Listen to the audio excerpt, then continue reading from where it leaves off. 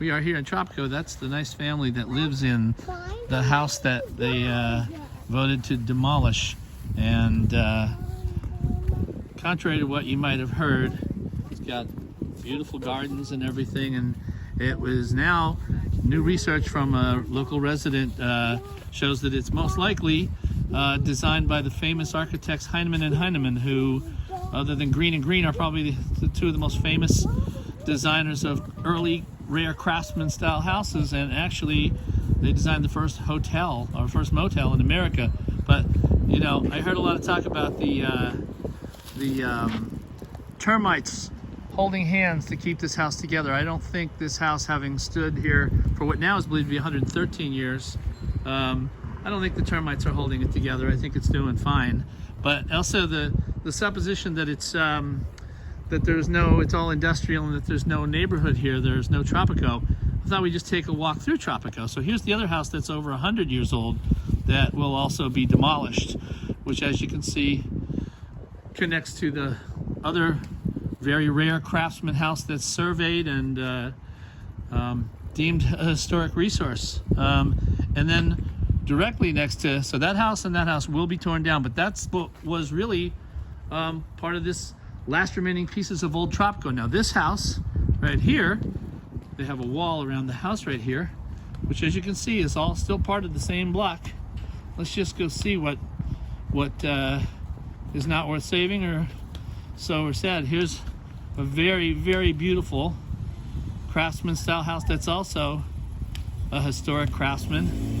And as you can see, they all connect here on the same block. So this is a continuous neighborhood right across from the historic National Register of Historic Places train station. And if we walk up El Bonito Street right here, you can see right behind the houses they're demolishing more of what could have been a historic Tropico district if we had chosen a different path. But as you can see, this house right here, we're looking for ladybugs. Look how beautiful this craftsman house is. And you can see the street is filled with intact houses. This is not a craftsman, but it's still a continuous residential neighborhood of single family homes. Next to it is another historic craftsman, also a gorgeous piece of architecture. A lot of the houses in this neighborhood were built by Heinemann and Heinemann.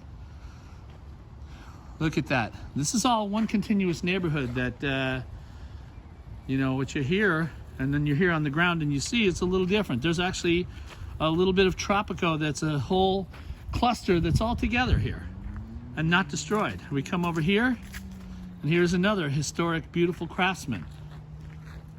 All in the same street. And right over there behind them are the houses that are going to be demolished. And if I look across the street, there is another craftsman, and right over there is another craftsman. There's another craftsman right there. Look at, this is a beautiful little street that is Tropico. This is all that's left of the epicenter of Tropico.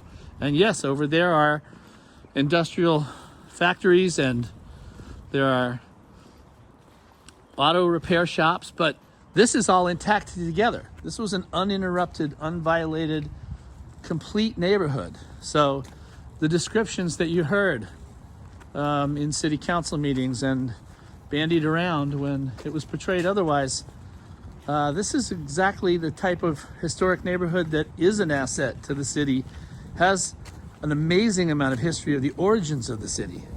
And I mean, just look at how the topiary is. I mean, these, if we follow what we just decided with the other houses at the corner, these historic craftsmen will be the next to go, because we've set a precedent with the houses that connect right to them.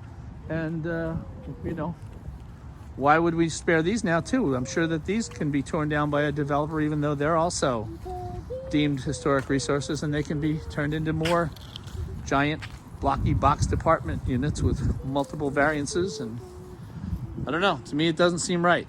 It does not seem right.